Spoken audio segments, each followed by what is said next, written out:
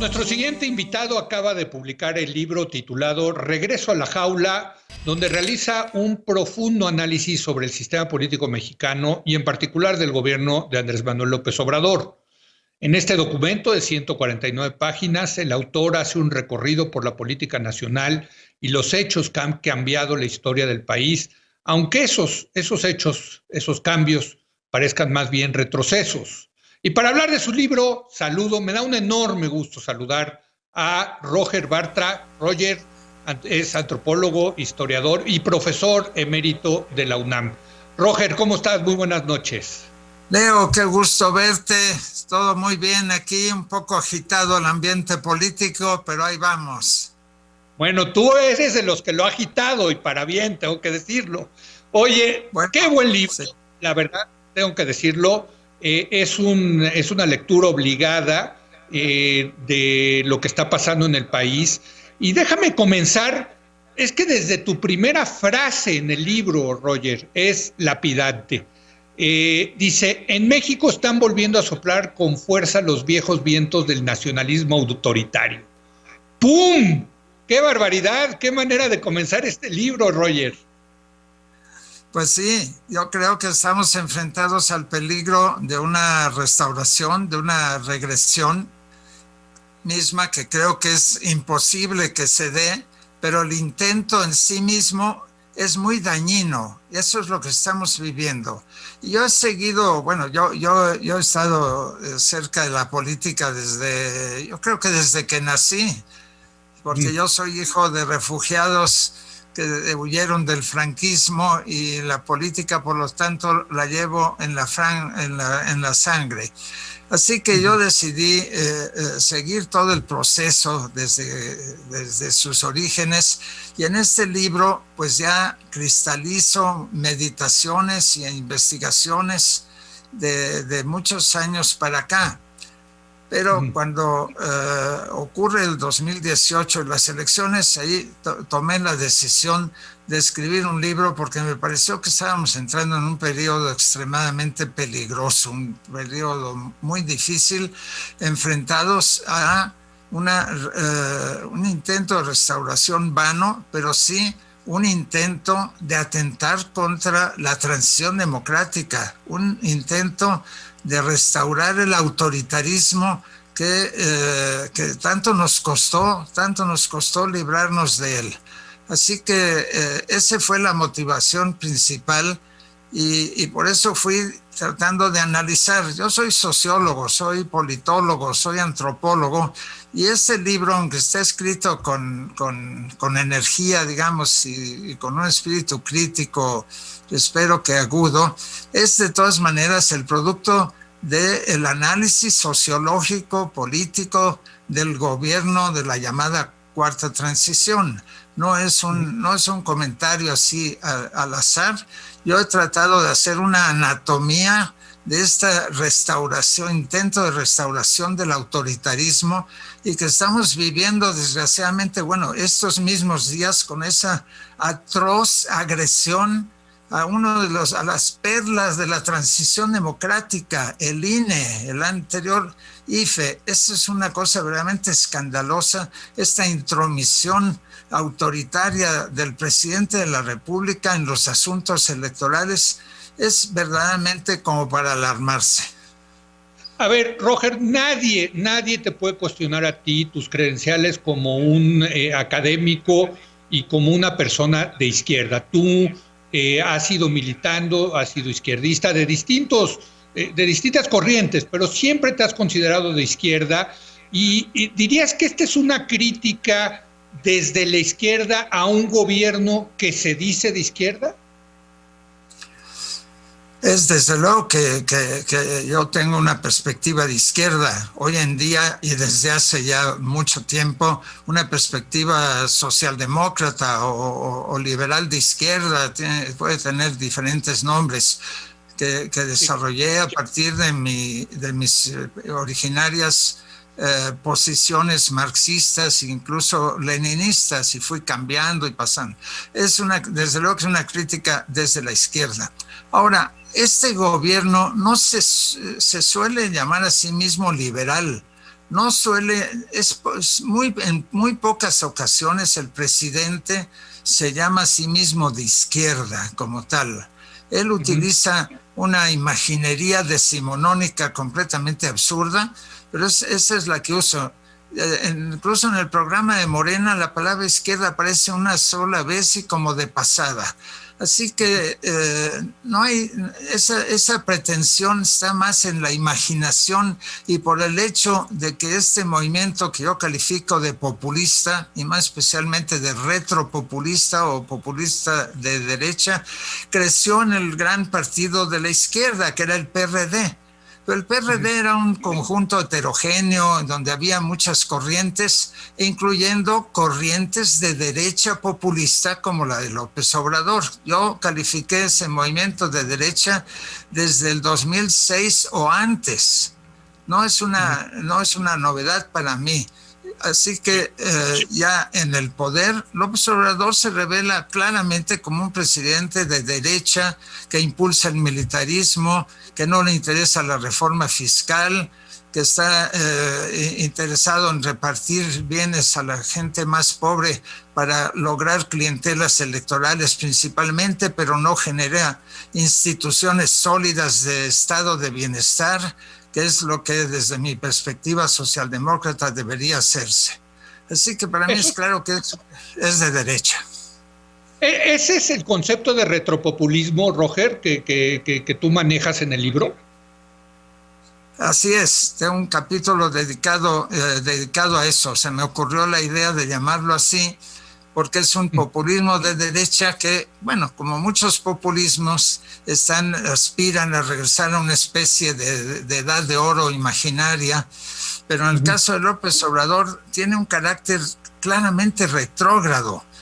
Hay que escuchar unas cuantas mañaneras para darse cuenta que es un intento de viaje al pasado. Eso es una situación bastante terrible, bastante amenazadora, y muy lamentable y que es necesario detener. Por eso uno de los motivos de mi libro no solamente es la curiosidad del antropólogo o del sociólogo para hacer la anatomía del régimen, sino impulsar la reflexión al más alto nivel posible sobre lo que significa este gobierno, porque como mejor lo entendamos, más fácil será detener la deriva autoritaria que me parece que es muy visible. Pero Roger, ¿quién podría detener a este retropopulismo? Que, bueno, los populismos suelen ser, hasta en la definición está, muy populares, ¿no? Entonces, claro, no está fácil detener un régimen así, Roger.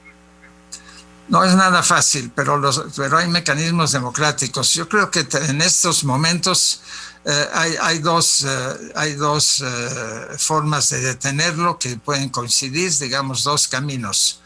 Uno es el típico de la organización de los partidos de oposición.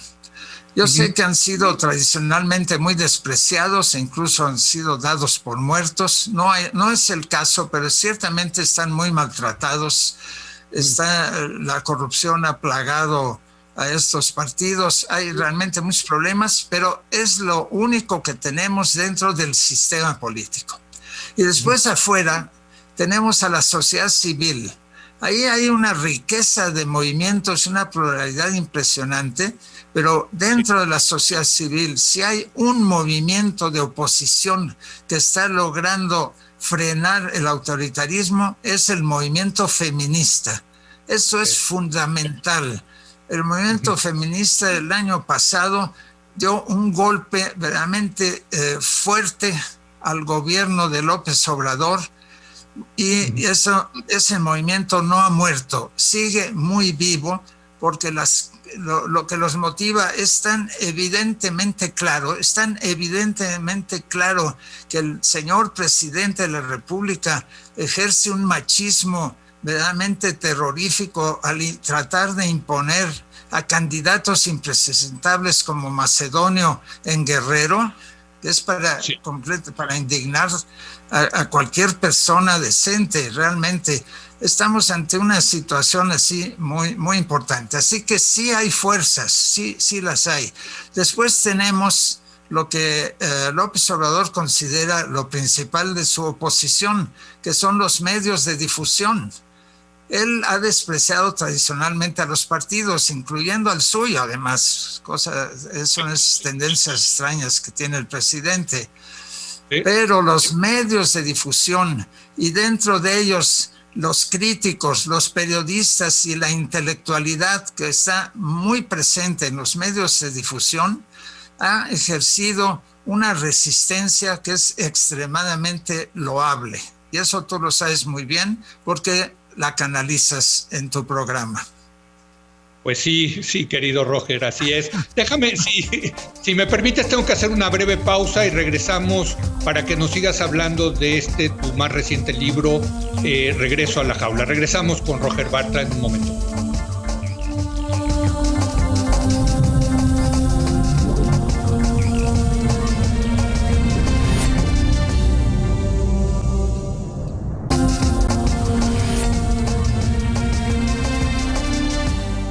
Estoy platicando con Roger Bartra, su más reciente libro, Regreso a la Jaula. Roger, tú divides tu libro en 3 grandes partes. Una, hablas del misterio de las elecciones del 2018. La segunda parte, los primeros retrocesos. Y finalmente la tercera parte, el fracaso. Y déjame concentrarme. Cada una de estas partes tiene muchísima información y nos podríamos pasar programas enteros hablando de eso.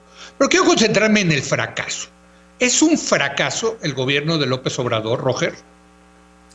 Bueno, evidentemente es un subtítulo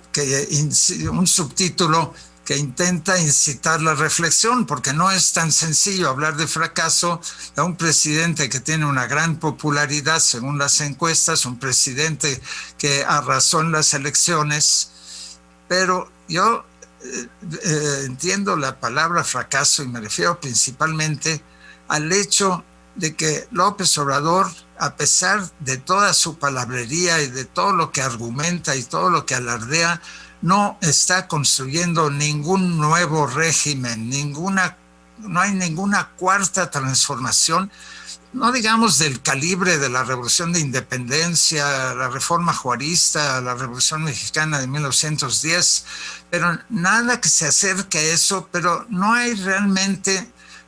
Prácticamente está dejando intacta la Constitución, la estructura constitucional y política con muy pocos rasguños, muy pocos cambios, salvo su intento de expandir el poder autoritario, el poder de la presidencia. Así que en ese sentido es un fracaso. Roger, yo sí agregaría algo que a mí cuando me preguntan qué es lo peor de este gobierno, para mí lo peor es la militarización, Roger. Y ese sí es un cambio político importantísimo de un México que incluso durante el priismo autoritario mantuvo en sus cuarteles al ejército, a diferencia de otros países de América Latina, Roger. Es posiblemente el cambio más importante. Es el lanzar a las Fuerzas Armadas a funciones de carácter civil, que no debería haber. Yo soy de los que ha estado siempre proponiendo que el secretario de la Defensa debería ser un civil. Bueno, estamos en lo contrario de eso. Eso no es suficiente para cambiar la naturaleza del régimen, pero sí es una señal terrible, de que hay una amenaza potencial ahí. La lógica de López Obrador es que como él ve corrupción por todos lados e ineficiencia por todos lados, y la ineficiencia ya existía desde luego en el seno del gobierno, pero ha aumentado, él cree que el ejército va a traer disciplina a sus órdenes, desde luego, y eso lo tiene que hacer el ejército por mandato constitucional, sino cree que va a traer eficiencia y orden. Y ahí estamos ya entre una típica actitud de derecha reaccionaria, que es el llamado a que las Fuerzas Armadas ocupen posiciones civiles, asumiendo que tienen una mejor eficiencia. Y lo que está pasando, yo creo, es que las Fuerzas Armadas, que ya estaban muy contaminadas, recordemos el caso Cienfuegos, están muy contaminadas por la corrupción, no son para nada eficientes en nuestro país. Y que lo que se debe haber hecho es lo contrario, reducir drásticamente el tamaño de las Fuerzas Armadas. Y está ocurriendo todo lo contrario, está llegando un presupuesto masivo. Y eso es un cambio significativo, desde luego. Es significativo, pero no es suficiente como para equipararlo a la Revolución Mexicana, porque por suerte no parece que de momento el ejército tenga ninguna intención, digamos, entre comillas, revolucionaria o golpista. Déjame, me queda poco tiempo, Roger, y sí quiero platicar contigo de un hilo conductor de tu libro, que es el nacionalismo. ¿Qué es el nacionalismo en el siglo XXI? Porque desde luego es un concepto que ha cambiado mucho del siglo XIX al XX y ahora al XXI, donde paradójicamente el mundo está más globalizado que nunca. México es una sociedad bastante abierta, hay que decirlo. Tenemos 10 millones de mexicanos viviendo en Estados Unidos. En fin, ¿qué es el nacionalismo mexicano y qué sería el regreso a este nacionalismo autoritario, Roger? Bueno, yo hice una anatomía de ese nacionalismo autoritario en mi libro La jaula de la melancolía, que es al que yo aludo con el título de mi nuevo libro, el intento de regresar a ese viejo nacionalismo. El nacionalismo es básicamente la versión ideológica de un sentimiento de pertenencia a un grupo, a una nación, pero es su manifestación ideológica. No es la cultura misma, sino la ideología que exalta a los que habitan, a los que pertenecen a esa nación. Eso tiene muchas manifestaciones, desde luego, incluso se supone que hay manifestaciones de izquierda. Yo lo dudo mucho. Para mí, como persona de izquierda, el nacionalismo es intrínsecamente derechista. Yo soy internacionalista. Yo tengo una visión cosmopolita opuesta al nacionalismo. Pero el nacionalismo en México fue tremendamente poderoso y fue una de las expresiones políticas del populismo que creció dentro del PRI, con muy diferentes expresiones y que fue impulsado originalmente por Lázaro Cárdenas. El de él duró poco, pero fue suficiente como para instalarlo como una expresión cultural del régimen de la Revolución Mexicana.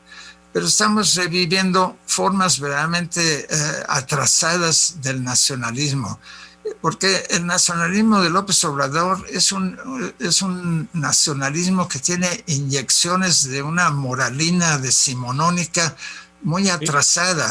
Es una mezcla de moral reaccionaria antigua y nacionalismo revolucionario de los años 50, 60 del siglo pasado.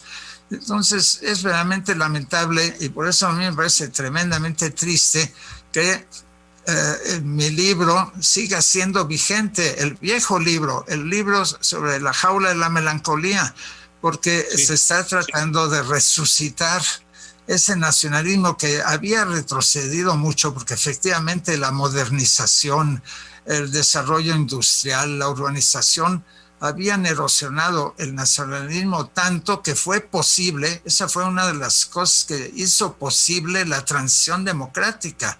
Y ahora lo que está amenazado es la transición democrática y se está utilizando el viejo nacionalismo inyectado de moralina reaccionaria para combatir a la oposición democrática. Hombre, Roger, pues ¿qué te puedo decir? Yo me podría pasar mucho más tiempo platicando contigo. Espero hacerlo pronto. Felicitarte por este nuevo libro, Regreso a la Jaula, un libro que sí nos hace reflexionar. Y bueno, pues te deseo muchas ventas. Sé que se está vendiendo bien y espero verte pronto. Gracias, Roger. Muchas gracias, Leo. Hasta muy pronto. Felicidades por tu impulso en el programa estás abriendo camino de manera muy brillante. Felicidades por eso y ha sido un placer platicar contigo una vez más. Muchas gracias, Roger. Que lo digas tú es un doble halago. Gracias a Roger Bartra. Gracias a usted por habernos acompañado. Yo lo espero mañana en punto de las 10 de la noche, cuando otra vez sea la hora de opinar. Aquí nos vemos.